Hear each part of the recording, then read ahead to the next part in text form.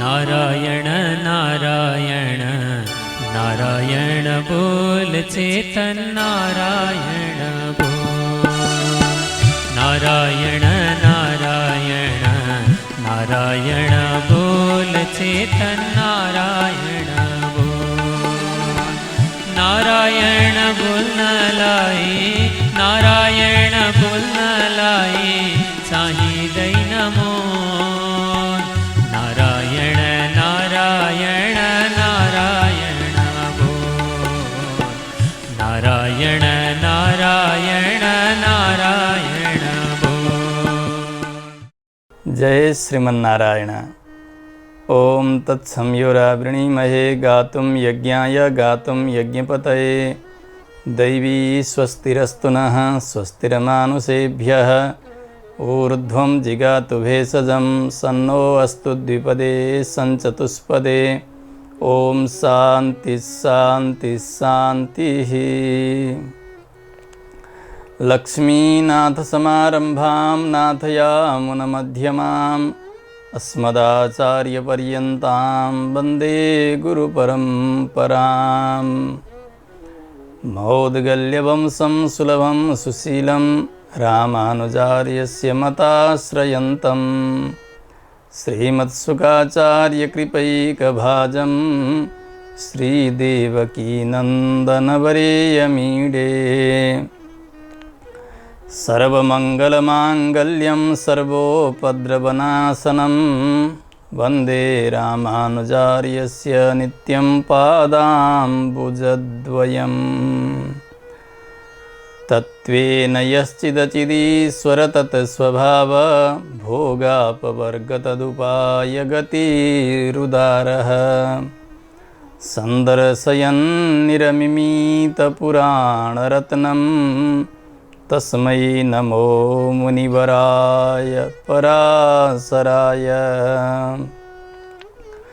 मेघश्यामं पीतकौशेयवासं श्रीवत्साङ्कं कौस्तुभोद्भासिताङ्गं पुण्योपेतं पुण्डरीकायताक्षं विष्णुं वन्दे सर्वलोकैकनाथम्।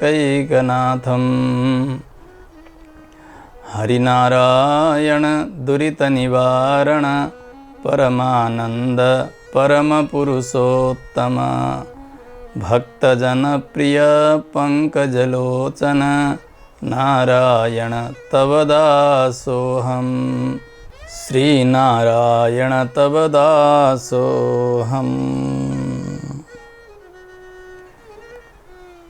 अखिल हेय प्रत्यनीक कल्याणैकतान श्वेतर समस्त वस्तु विलक्षण अनंत ज्ञानानंदैक स्वरूप परात् पर ब्रह्म परमेश्वर श्री भूमि नीला नायक सर्वेश्वर भगवान श्री हरिलाई परतत्व का रूप ले निरूपण गर्ने शास्त्र श्री विष्णु पुराण जसको क्रमबद्ध स्वाध्याय गर्दै हामी आजका श्रृङ्खलासम्म आइपुगेका छौँ।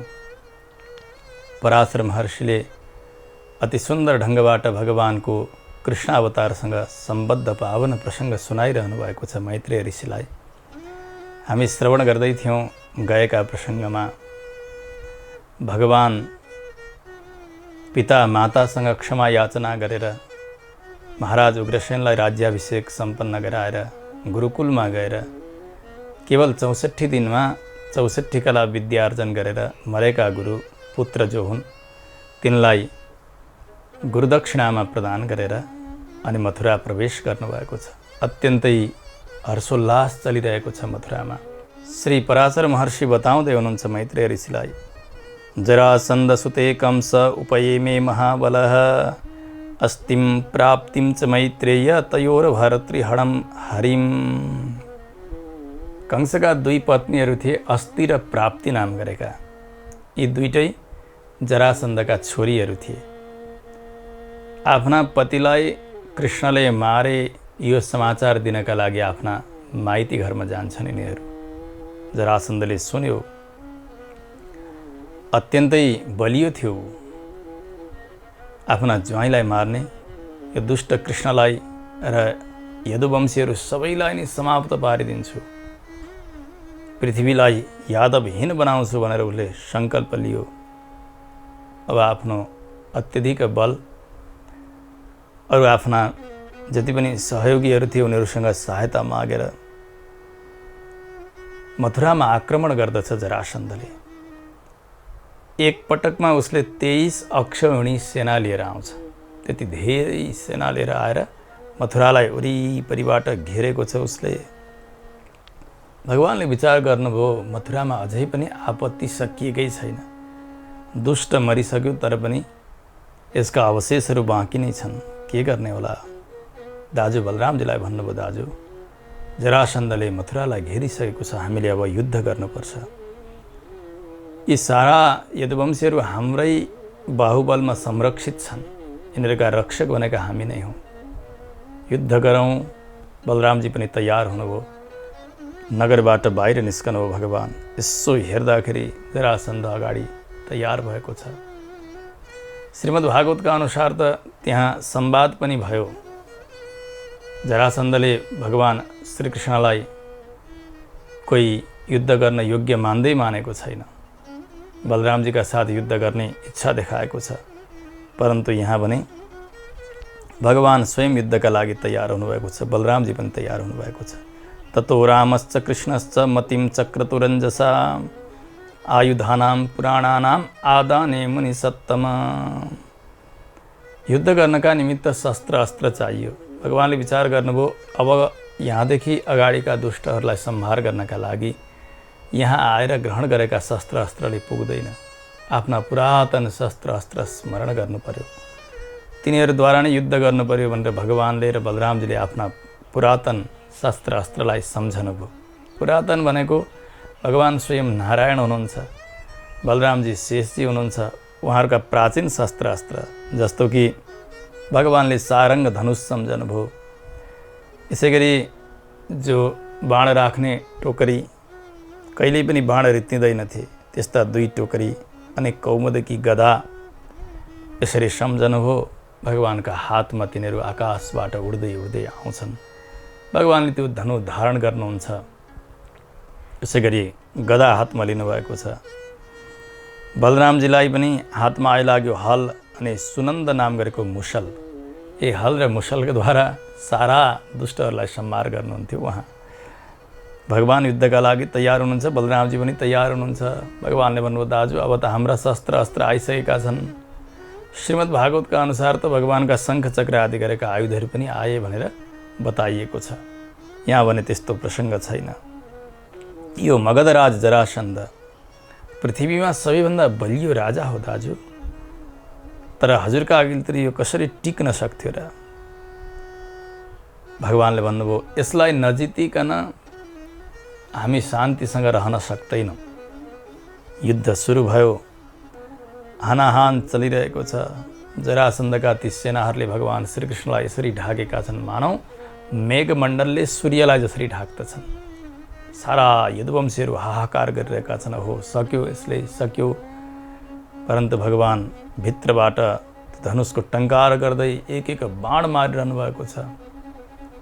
सबै उसका सेनाहरू मर्दै मर्दै गइरहेका छन्, सबैका शिर छिनेका छन्, कुण्डल झरेको छ, किरीट झरेको छ। 23 अक्षौहिणी सेना समाप्त भए। भागवतका अनुसार त जब जरासन्ध सेनाहीन भयो, बलरामजीले गएर च्याप्प समात्नुहुन्छ, त्यसलाई मार्न तयार गर्नुहुन्छ। भगवानले भन्नुभयो दाजु अहिले मार्ने बेला भएको छैन, यसले त यस्ता दुष्टहरूलाई बार बार लिएर आउँछ जो पृथ्वीका भार हुन्। यसै गरिकन ती दुष्टहरूलाई मार्दै जानुपर्छ, पृथ्वीलाई भारहीन बनाउँदै जानुपर्छ। अहिले छोडिदिनुहोस्, गल हत्याएर निकालिदिनुहुन्छ। लज्जित भएर त्यहाँबाट जरासन्ध गयो मगध देशतर्फ। फेरि अर्को पटक उसै गरिकन 23 अक्षौहिणी सेना लिएर आउँछ, फेरि पनि मथुरालाई घेर्छ। उसै गरी युद्ध हुन्छ, उसका सारा सेनाहरू समाप्त हुन्छन्। त्यहाँ युद्धमा झरेका किरीट कुण्डल आदि गरेका जति पनि बहुमूल्य सामग्रीहरू थिए त्यो सबै लिएर आउनुहुन्थ्यो भगवान, अनि महाराज उग्रसेनलाई दिनुहुन्थ्यो। महाराज यो त राजाको सम्पत्ति हो, हजुरको सम्पत्ति हो। राजा उग्रसेन अत्यन्तै प्रसन्न हुनुभएको छ।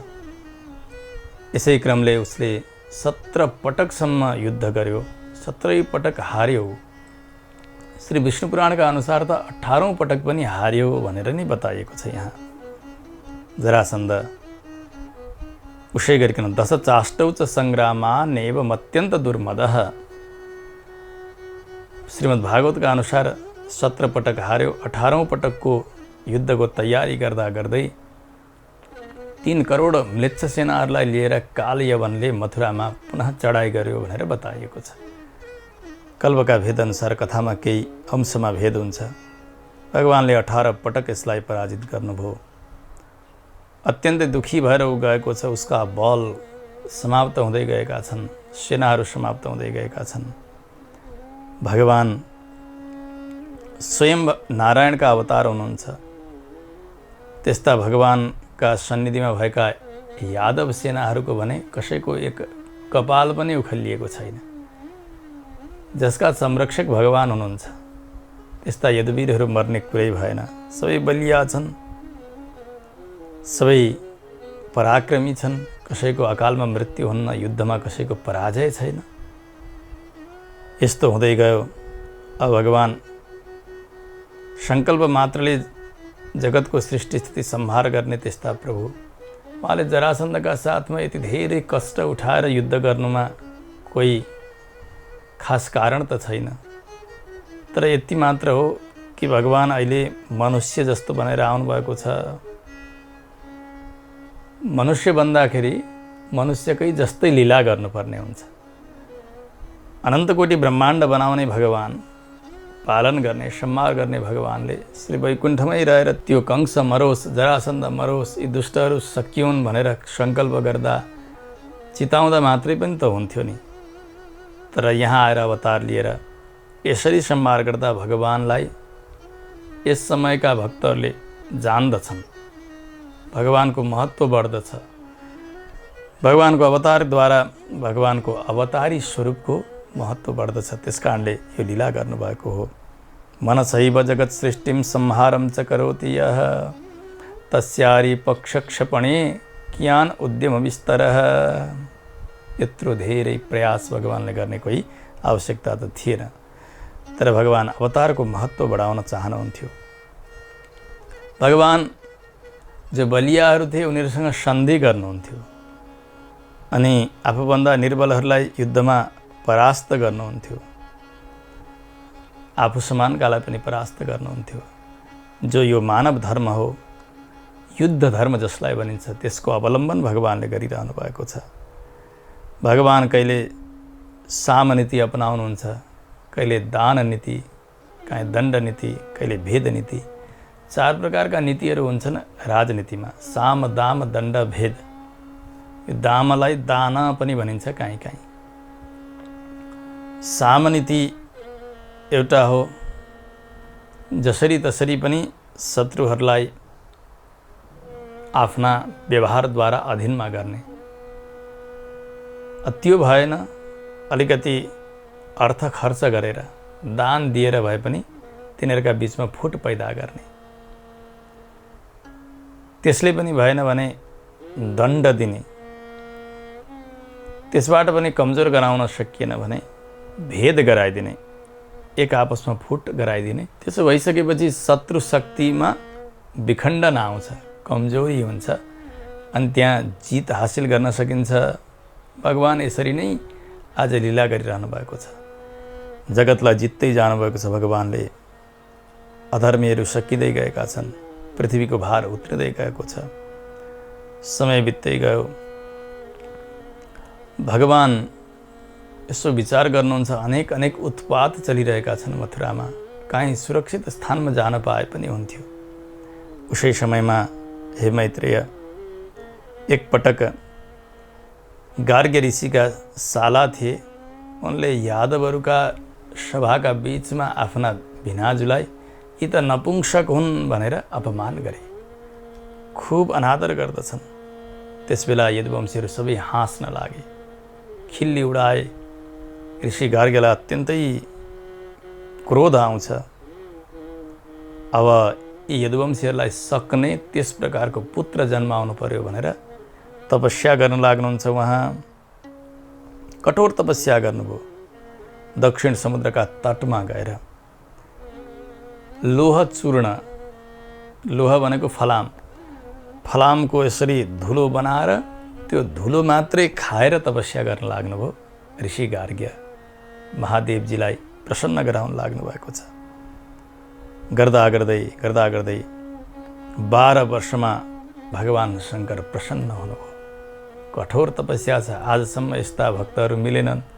कसैले बरु केही खाएनन्, तर यसरी फलामको ढुटो खाएर तपस्या गर्न त आजसम्म कोही भएकै थिएनन्। विचित्रका भक्त मिले। भन्नुभयो, हे गार्ग्य, तिमीसँग म प्रसन्न छु, माग वर, के चाहन्छौ? ऋषि गार्ग्यले भन्नुभयो, मलाई त्यस्तो पुत्र दिनुहोस् जो यदुवंशीहरूलाई समाप्त पार्न सफल होस्, सबैलाई त्रस्त गराउन सकोस्। त्यस प्रकारको भयङ्कर पुत्र मलाई दिनुपर्छ। भगवान् शङ्कर आशुतोष विचार नगरिकन तथास्तु भनिदिनु भयो। जानुभयो, समय हुँदै गयो।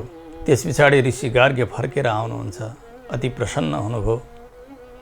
आफ्नो अपमान भएको थियो, त्यो अपमान गर्नेलाई र कुलैसहित समाप्त गर्ने यस्तो भित्र दुर्भावना पनि छ ऋषिको। ऋषिका एउटा मित्र यवनराज अत्यन्तै सेवा गरिरहेको छ। सेवाबाट सन्तुष्ट हुनुभयो ऋषि। हुँदाहुँदै एक दिन त्यही यवनकी पत्नीका साथमा सहवास हुन्छ ऋषिको।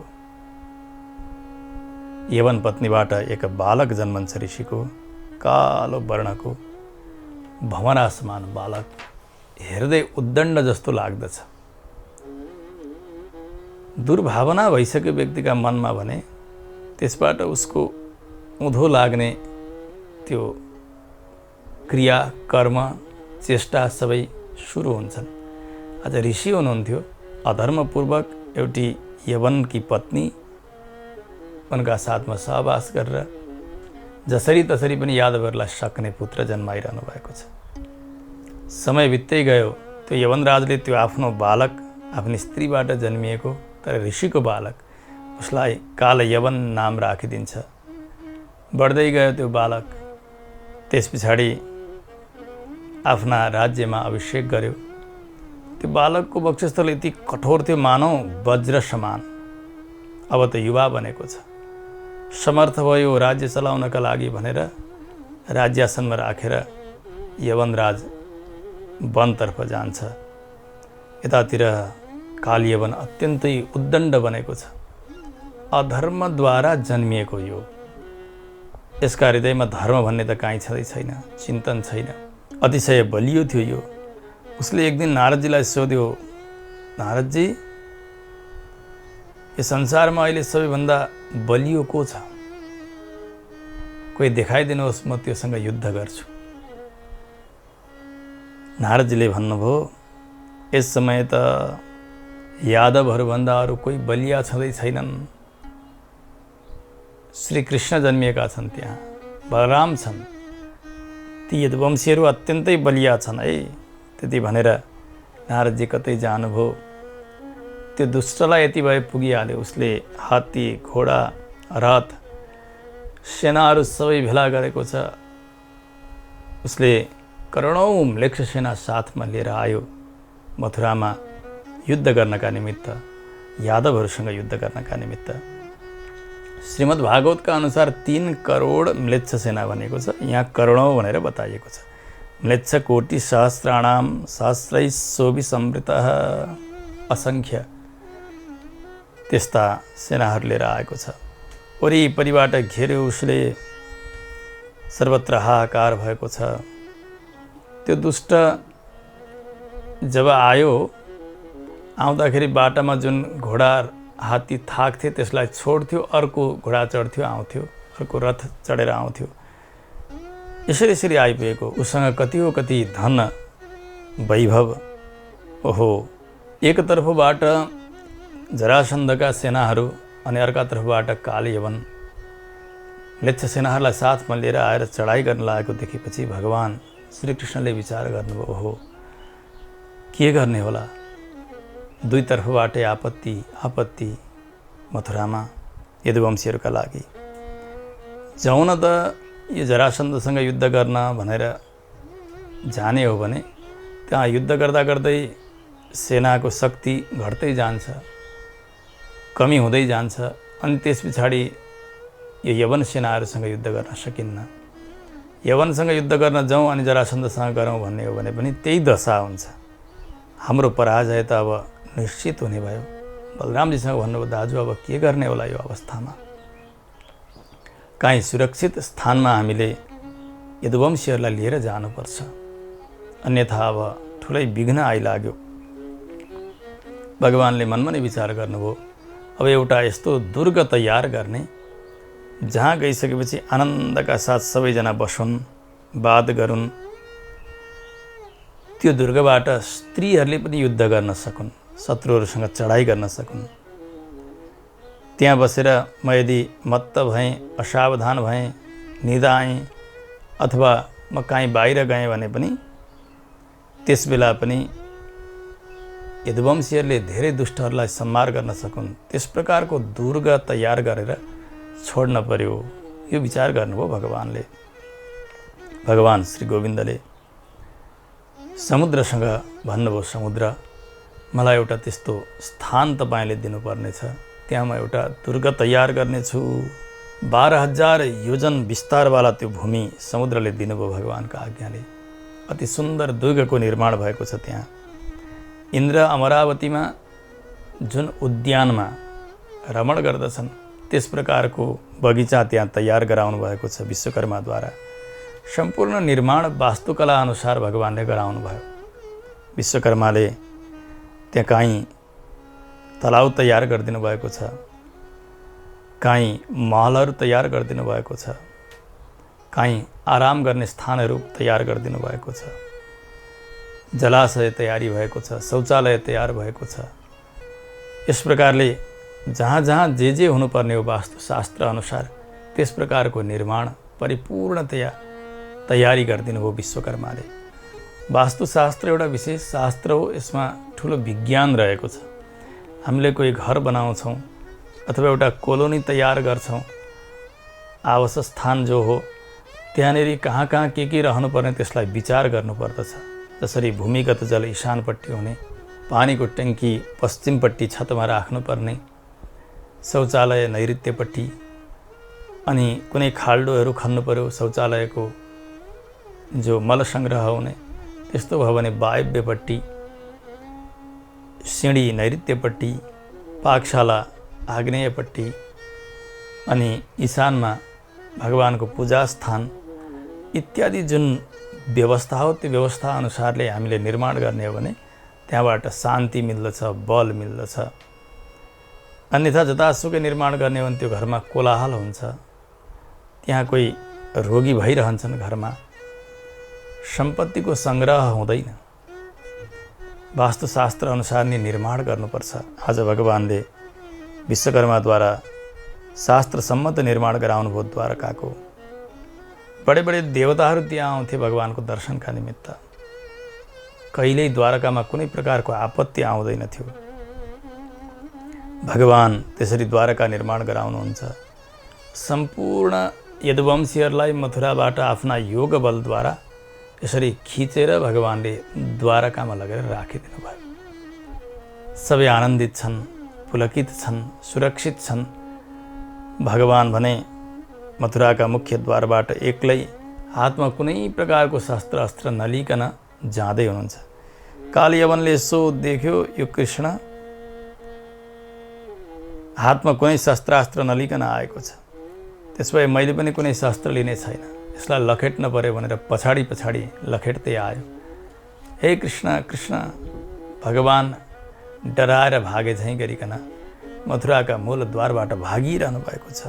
ऊ लखेटिरहेको छ। भगवान अगाडि अगाडि, कालयवन पछाडि पछाडि, भगवान अगाडि अगाडि, कालयवन पछाडि पछाडि। एउटा विशाल गुफा थियो, भगवान त्यहाँभित्र छिर्नुभयो। अन्धकार छ, परन्तु भगवानका श्री विग्रहबाट यति प्रकाश आइरहेको छ, त्यो गुफा पनि उज्ज्वलित भइरहेको छ। भगवान भित्र भित्र भित्र जानुभयो। त्यहाँ कोही एक व्यक्ति सुतिरहेका छन्। भगवानले आफ्नो पीताम्बर उठाउनुहुन्छ, ती सुतेका व्यक्तिलाई ओढाइदिनुहुन्छ। यद्यपि श्रीमद् भागवतमा र विष्णु पुराणमा पीताम्बर उठाएर ओढाएको यो प्रसङ्ग छैन। पुराणान्तरमा त्यस्ता कथाहरू छन् र व्याख्याकारहरूले यो बताउनु पनि भएको छ। भगवान गुफाका भित्र जानुभयो, अन्तर्धान हुनुभयो। कालयवन दौडिँदै आयो। यसो हेर्दाखेरि त्यो पिताम्बर ओढेर श्रीकृष्ण सुतेको जस्तो लाग्यो उसलाई। ए ढोंगी, यहाँ थाके जस्तो गले जस्तो गरेर सुत्छस्। आफ्ना गोडा उठायो, लात मार्यो ती सुतेका व्यक्तिलाई कालयवनले। त्यो लात लाग्ने बित्तिकै ती सुतेका व्यक्तिका नेत्र खुल्छन्। खुल्ने बित्तिकै कालयवनका शरीरमा आगो लाग्यो, तत्काल खरानी भएर समाप्त भयो। त्यहाँ सुत्नु भएको थियो महाराज मुचुकुन्द, मानधाताका छोरा हुनुहुन्थ्यो। यहाँ इक्ष्वाकु वंशका अत्यन्तै प्रतापी राजा हुनुहुन्थ्यो, धर्मात्मा हुनुहुन्थ्यो। एक समय देवासुर सङ्ग्रामको समय भयो। देवताहरूले महाराज मुचुकुन्दसँग सहायता माग्दछन्। मुचुकुन्दले सहायता दिनुभयो। देवताका पक्षमा लागेर असुरहरूसँग युद्ध गर्नुहुन्छ। तमाम असुरहरूलाई समाप्त पार्नुभयो। देवताहरूको विजय भयो। राजाका सहायताले गर्दा देवराज इन्द्रले, अरू देवताहरूले पनि हात जोडेर भन्नुहुन्छ, महाराज हजुरसँग हामी प्रसन्न भयौँ, माग्नुहोस् वर, के चाहनुहुन्छ?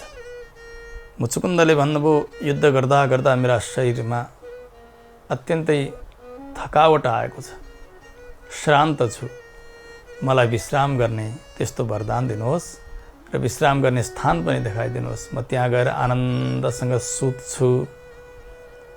देवताहरूले तथास्तु भनिदिन्छन्। महाराज मुचुकुन्द आएर यही गुफामा सुत्नु भएको थियो। देवताहरूले त्यसबेला भने, महाराज तपाईँ निर्बाध रूपले सुत्नुहुनेछ, थकाइ हटुन्जेलसम्म। तपाईँ निदाएका समयमा आएर कसैले जगायो भने त्यो आफै जलेर खरानी हुनेछ। यो वरदान थियो। आज कालयवनले लात हान्यो, निद्रा टुट्यो महाराज मुचुकुन्दको, ऊ जलेर भस्म भयो। कोही एक व्यक्ति खरानी भयो। मुचुकुन्द चकित हुनुभएको छ, के भयो यहाँ? एकछिन पछाडि भगवान आउनुहुन्छ मुचुकुन्दका अघिल्तिर। अत्यन्तै सुन्दर स्वरूप छ। प्रणाम गर्नुभयो। भगवानलाई सोध्नुहुन्छ, हजुर को हुनुहुन्छ? कहाँबाट आउनुभयो यो विशाल गुफामा? कोही महापुरुष हजुर हुनुहुन्छ? भगवानले भन्नुभयो, महाराज म चन्द्रवंशमा भएका यदुका कुलमा वसुदेवको पुत्र बनेर जन्मिएको श्री कृष्ण हुँ म। यहाँनेरि यो कालयवन जसले हजुरलाई लात हान्यो, उसले आफ्नो अपराधका कारण आफै जलेर खरानी हुन पुग्यो। तपाईँ धन्य हुनुहुन्छ। तपाईँले ठुलो कृपा गर्नुभयो महाराज। मुचुकुन्दले यसो विचार गर्नुभयो, हो वृद्ध गार्ग्य ऋषिले पहिले बताउनु भएको थियो यस्तो यस्तो हुनेछ। अगाडि गएर यदुवंशीलाई दुःख दिने कोही पुत्र जन्मिएको छ, त्योसँग युद्ध हुनेछ भनेर त्यो स्मरण गर्नुहुन्छ। त्यो कालयवन भनेको त्यही नै रहेछ। यवन पत्नीबाट जन्मिएको ऋषिको पुत्र जलेर खरानी भएछ, ठिकै भएछ। र त्यस समयमा भगवान श्रीकृष्ण यसरी आउनुहुनेछ, तपाईँलाई दर्शन दिनुहुनेछ। महर्षि गार्ग्यले त्यसो पनि भन्नुभएको थियो।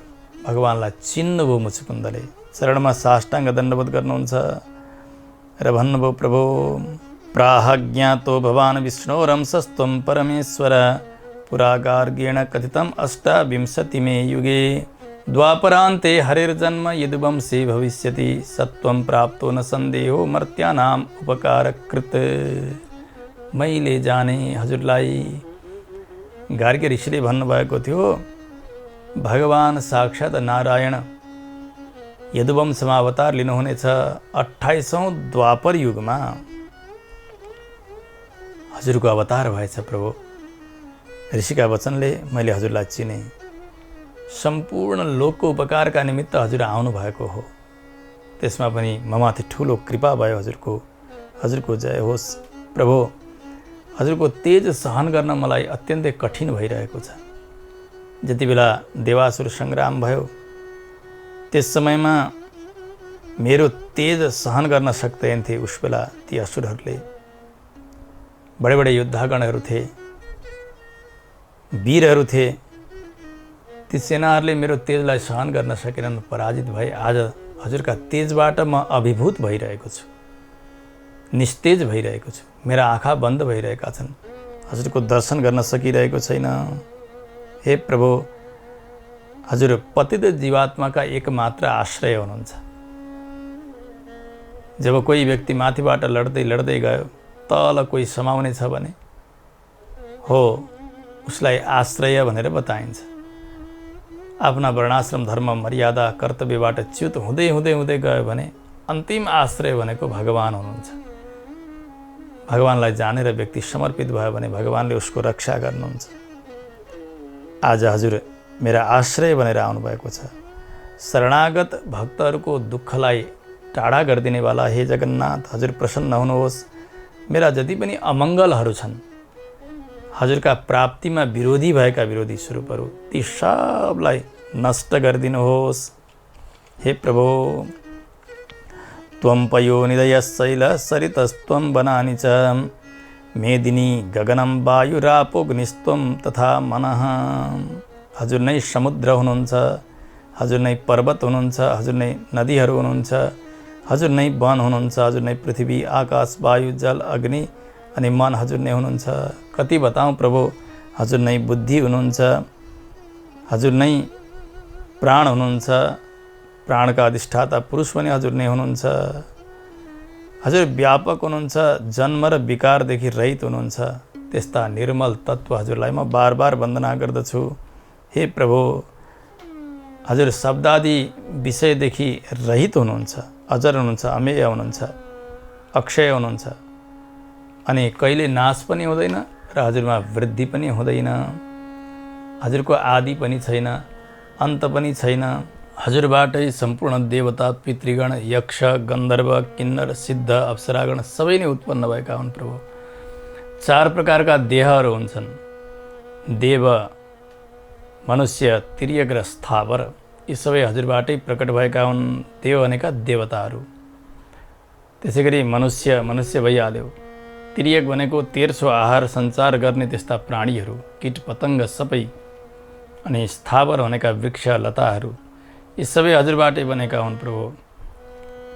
हजुरबाटै मनुष्य पशु पक्षी सरीसृप मृग वृक्ष यी जति पहिले बनेका छन्, अहिले जति बन्दैछन् र जति बन्ने छन्, ती सबै हजुरबाटै बनेका हुन्। यो सारा चराचर जगत यो सबै हजुरकै स्वरूप हो। मूर्त र अमूर्त 2 प्रकारका स्वरूपहरू। जति बेला हजुर कारण अवस्थामा हुनुहुन्छ उस बेला अमूर्त स्वरूप, जति बेला जगत रूपले देखा पर्नुहुन्छ त्यो मूर्त स्वरूप। त्यसैलाई स्थूल र सूक्ष्म भनेर बताइएको छ। सूक्ष्म स्थिति कारणको अवस्था र स्थूल स्थिति कार्यको अवस्था। यी सबै गर्ने र गराउने, बन्ने र बनाउने सबै हजुर नै हुनुहुन्छ। हजुरदेखि अतिरिक्त केही नै छैन। मूर्ता मूर्तम तथा चापि स्थूलम सूक्ष्मतरम तथा तत्सर्वम त्वं जगत्कर्ता नास्ति किञ्चित त्वया बिना। हजुरदेखि अतिरिक्त मैले केही देखेकै छैन। जब व्यक्तिको ज्ञान प्रस्फुटित हुन्छ त्यसबेला उसले सम्पूर्ण जगत वासुदेवमय देख्दछ। वासुदेव सर्वमिति समाहात्मा सुदुर्लभ भगवान् गीताचार्यले बताउनुहुन्छ। त्यस्ता महात्मा अत्यन्तै दुर्लभ हुन्छन्। आज मुचुकुन्द महाराजले जान्नुभयो, त्यस्ता दुर्लभ मध्येका एक हुनुभयो उहाँ। सम्पूर्ण जगत भगवानको शरीर हो यो कुरा थाहा पाउनु भएको छ। भन्नुभयो, हे प्रभु, 3 प्रकारका तापहरू, आध्यात्मिक, आदिभौतिक र आदिदैविक ताप, यी 3 तापले ढाकिएर सदा सर्वदा संसार चक्रमा भ्रमण गर्दै गर्दै रहँदा मलाई कहिल्यै पनि शान्ति हुँदै भएन। संसारमा शान्ति कहीँ रहँदै रहेन रहेछ प्रभु। जसरी मरुभूमिमा पर त्यो सूर्य किरणको संयोगले गर्दा हरिणले, मृगले पर जल छचलिकेको जस्तो देख्दछ, पानी जस्तो देख्छ। तिर्खाएको त्यो मृग पानी रहेछ भनेर दौडिँदै जान्छ। त्यहाँ पुग्दा फेरि छैन पानी, बालुवै बालुवा। फेरि अलिक पर हेर्दाखेरि त्यसै गरिकन त्यो पानी जस्तो देख्छ उसले। हो त्यहाँ रहेछ पानी भनेर त्यहाँबाट अगाडि दौडिन्छ। त्यो मृगतृष्णा कहिले उसको शान्त हुँदैन। पानी पिउने आशाले दौडेको छ, मिल्दैन उसलाई। यसै गरी मैले यो दुःखलाई नै सुख मानेर, ओहो त्यसो गर्न पाए त सुख हुन्थ्यो होला, उसो गर्न पाए त सुख हुन्थ्यो होला भनेर संसारका उपलब्धि जो दुःख प्राप्ति हो, संसारमा जे मिल्दछ त्यसबाट दुःखै दुःख मात्र मिल्ने हो, त्यसैलाई सुख मान्दै अझै सुख मिल्ला भन्दै भन्दै त्यो विषयको भोग गर्दै गर्दै गएँ। मृग तृष्णा समान भयो, मेरो दुःखको शान्ति कहिल्यै पनि भएन प्रभु। केवल सन्ताप मात्र भयो मेरा जीवनमा। हे प्रभु, राज्य, पृथ्वी, सेना अनि यो कोष, मेरा मित्रहरू भए, पुत्रहरू भए, स्त्री, सेवक अनि शब्द आदि गरेका यी विषय, यी सम्पूर्ण चिजहरू मैले जीवनमा प्राप्त गरेँ, तर मलाई शान्ति मिलेन। यसबाट यही सिद्ध हुन्छ प्रभु, संसारका एक एक वस्तुले दुःख मात्रै दिन्छन्, सुख भनेको केवल हजुर मात्र हुनुहुन्छ। मैले त यी सबै चिजलाई अविनाशी भनेर, सुख दिने भनेर अपनाएको थिएँ। आज यिनीहरूले नि मलाई प्रताडित गरिरहेका छन्। हे प्रभु, यी सबै दुःख स्वरूप रहेछन्। जस्तो कि व्यक्ति सुखका निमित्त प्रयास गर्छ, परिणाम दुःखै मिल्छ। संसारमा सुख नाम गरेको पदार्थ नभएका कारण भोकाएको व्यक्तिले भोजन पायो, आहा आहा गरेर भोजन गर्छ, अनि अझै अगाइपछि भोजन गर्नु परोस्, त्यस बेला फेरि उसलाई त्यही भोजनले पीडा हुन्छ। संसारमा जुन चिजको अभाव हुन्छ, त्यो अभावको पूर्ति भयो भने त्यसलाई सुख भनेर व्यवहार गरिन्छ। सुख नाम गरेको पदार्थ संसारमा छैन। सुख त भगवान हुनुहुन्छ। वेदले पनि यही बताउनु भएको छ नि, आनन्दाध्येव खल्युमानि भूतानि जायन्ते आनन्देन जातानि जीवन्ति आनन्दं प्रयन्ते विसंविशन्ति तद् विजिज्ञासस्व तद् ब्रह्मेति। भगवान आनन्द स्वरूप हुनुहुन्छ, जगतका कारण हुनुहुन्छ, जगत बनाउने, पालन गर्ने, संहार गर्ने सबै भगवान। त्यस्ता आनन्द स्वरूप परमात्मासँग व्यक्ति सम्बन्धी भयो, त्यतापट्टि उन्मुख भयो भने उसले यसै जीवनमा आनन्दको अनुभूति गर्न सक्दछ। अन्यथा संसारका विषयप्रति लागेर कहिल्यै सुख मिल्दैन। दुःख भेला गरेर सुख कसरी मिल्दथ्यो र? संसारमा त सबै दुःखै दुःख मात्र मैले देखेको छु प्रभु। परिणाममा ती सबै दुःखै भए। मैले जे सङ्ग्रह गरेँ, सुख बुद्ध्या मया सर्वं गृहीतम् इदमव्ययम् परिणामे तदेवेश तापात्मकमभून् मम। त्यसैले सन्ताप भइरहेको छ प्रभु। मैले देवलोकलाई पनि त प्राप्त गरेँ नि, देवताहरूका साथमा भएर युद्ध गरेँ, त्यहाँ पनि मलाई शान्ति मिलेन। देवगणलाई पनि शान्ति छैन। उनीहरूका सहायताका लागि म स्वर्ग गएको थिएँ। हेरेँ मैले, त्यहाँ पनि नित्य शान्ति कहाँ छ र, सुख कहाँ छ र? उनीहरू पनि प्रताडित छन्, चिन्तित छन्। त्यसैले त मैले यहाँ पृथ्वीबाट गइकन उनीहरूको सहायता गर्न पर्यो। त्यस कारणले प्रभु, मलाई अब स्वर्गको सुखको इच्छा पनि छैन। संसारको त एक छत्र शासन मैले गरेँ, यति धेरै बल, कोष, सबै वैभवहरू मैले अनुभव गरेँ, यसबाट मलाई शान्ति मिलेन भने संसारमा अरू के चिज मिल्छ र मैले प्रयास गर्नु? संसारका सबै चिज त मैले पाइसकेको छु, स्वर्गमा पनि सुख मैले देखेको छैन। त्यसो भएको हुनाले यो दुःख निवृत्ति गराउने केवल हजुर मात्र हुनुहुन्छ। हे परमेश्वर, त्वमनाराध्य जगतां सर्वेषां प्रवासपदं शाश्वती प्राप्यते केन परमेश्वर निर्वृत्तिः। कसैले पनि शान्ति चाहेका छन्, सुख चाहेका छन् भने हजुरकै आराधना गर्नुपर्छ। उनले हजुरलाई बिर्सेर, हजुरलाई छोडेर अरू देवताको पूजन गरेर संसारका विषयहरूको सङ्ग्रह गरेर सुख पाउँछु भन्नु त्यो मृग तृष्णा समान हो। त्यो मृगले पानी खोज्नु जत्तिकै मात्रै हो। कसैलाई पनि शान्ति मिलेको छ भने हजुरकै आराधनाले मिलेको छ। हजुरमा प्रेम गर्नाले नै शान्ति प्राप्त छ उनीहरूलाई। त्यो शान्ति भनेको त केवल हजुर हुनुहुन्छ। साक्षात मोक्ष नै शान्ति हो। यसुसले सम्पूर्ण जगतको उत्पत्ति अनि स्थिति र संहार गर्नेवाला हजुर कारण हुनुहुन्छ। हजुरको आराधना गर्नु नै शान्ति प्राप्तिको मार्ग तयार गर्नु हो। मैले यही नै मानेको छु प्रभु। हजुर मायादेखि पर हुनुहुन्छ, म मायाभित्र ढाकिएको छु। कसैलाई ठुलो आच्छादनले ढाकेको छ, मानव सिरक कम्बलले ढाकेको छ भने सामने भएका व्यक्तिलाई पनि उसले देख्न सक्दैन। आज मेरो त्यस्तै दुर्दशा त भएको छ नि। हजुर नजिकै हुनुहुन्छ, मायापति हुनुहुन्छ, तर मायाले ढाकिएका कारण हजुरलाई मैले चिन्न सकिनँ, जान्न सकिनँ। त्यसै कारणले त मैले धेरै पटक जन्म लिन पर्यो, धेरै पटक मर्न पर्यो, धेरै पटक मैले बुढो हुनु पर्यो, अनेक सन्तापहरू भोग्न पर्यो मैले। त्यही भएको हो प्रभु। अनि फेरि अन्ततोगत्वा यमराजका यहाँ गएर अनेक दण्ड पनि मैले भोग्न पर्यो। सारा प्राणीहरू जति पनि संसारमा छन् यी सबैको चक्र भनेको यही नै हो। यसै गरिकन घुम्दछन्, यसै गरी फँस्छन्, यसै गरी गएर यातना भोग्दछन्। म त्यसै मध्येको एउटा हुँ प्रभु। अब हजुरको कृपा होस्। हजुरका स्वरूपलाई नजान्ने व्यक्ति जो हुन्छन् उनीहरू नरकमा परेर अनेक कर्मको फल भोग्दछन्, अति नै कठोर दण्ड यातना भोग्दछन् प्रभु। म पनि त्यस्तै विषयी हुँ। हजुरकी मायाद्वारा मोहित भएको छु। ममा पनि ममत्वाभिमान छ। यो शरीरलाई म भन्छु अनि शरीरका सम्बन्धीहरूलाई सबैलाई मेरा मेरा मेरा भनेर म त्यस्तो ममकारको खाडलमा जाकिएको छु प्रभु। यहाँबाट हजुरले उद्धार गर्नुहोस्। हजुर त स्वयं परमपद स्वरूप हुनुहुन्छ। हजुरको स्वरूप सर्वश्रेष्ठ स्वरूप हो, जसलाई प्राप्त गरिसकेपछि संसारमा फेरि फर्केर आउनु पर्दैन, जन्मन पर्दैन। हजुर शरण लिनका लागि योग्य हुनुहुन्छ, किनभने हजुरलाई आपत्तिले छुँदैन। हजुर मङ्गल स्वरूप हुनुहुन्छ, कल्याण स्वरूप हुनुहुन्छ, आपत्ति विनाशक हुनुहुन्छ। त्यसो हुनाले प्रभु हजुरलाई जाने मैले अब हजुरले मेरो प्रार्थना स्वीकार गरिबक्स्योस् अथवा नगरिबक्स्योस्, हजुरदेखि अतिरिक्त यो दुःख हटाइदिने कोही छैनन्, यो मैले जानेर नै हजुरको चरणको शरणागति गरेको छु प्रभु।